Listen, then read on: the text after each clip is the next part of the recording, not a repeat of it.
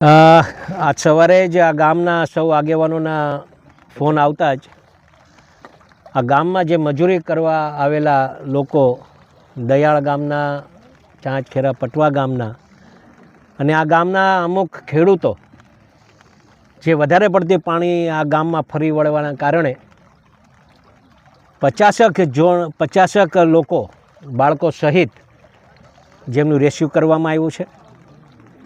હું આ ગામના યુવાનોનો, આ ગામના સરપંચો, આ ગામના આગેવાનોનો ખૂબ ખૂબ આભાર માનીશ કે અમારા સાથે સાહસ કરી અને ટ્રેક્ટરનું પણ અમને સહાય મળી અને એના કારણે અમે આ રેસ્ક્યુ કરી શક્યા।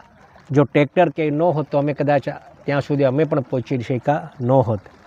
પોલીસ તંત્ર સાથે રહી, પાર્ટીના કાર્યકર્તાઓ સાથે રહીને આ વિસ્તારના એક જનપ્રતિનિધિ તરીકે જ્યારે આવા સમાચાર મળ્યા તાત્કાલિક જ આ ગામમાં આવી અને દરેક લોકોને આ બાબતે મુખ્યમંત્રી શ્રી સાહેબ સાથે પણ અમે ધ્યાન ઉપર મૂકી દીધેલું। કલેક્ટર સાહેબ સાથે લાઈવ કોન્ટેક્ટમાં હતો અને જરૂર પડે કદાચ હેલિકોપ્ટરની તો હેલિકોપ્ટરને પણ સૂચના આપી દેવામાં આવી હતી।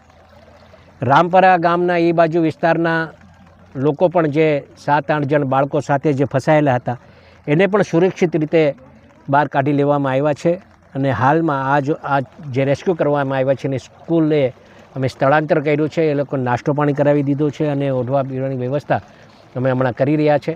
પછી એમને ઘરે આ પાણી ઉતરે પછી એમને ઘરે અમે શિફ્ટ કરી દઈશું। Thank you. જાફરાબાદના કેટલા ગ્રામીણ ગામડાઓ છે જેની સ્થિતિ મારા ધ્યાન ઉપર આવતા પ્રથમ તો લોટપર ગામમાં પાણી ફરી વળ્યા હતા, પીપાવા ગામમાં ફરી વળ્યા હતા, નાગેશ્રીમાં ફરી વળ્યા હતા, રામપરામાં ફરી વળ્યા હતા, ઊંચૈયા ગામમાં ફરી વળ્યા હતા।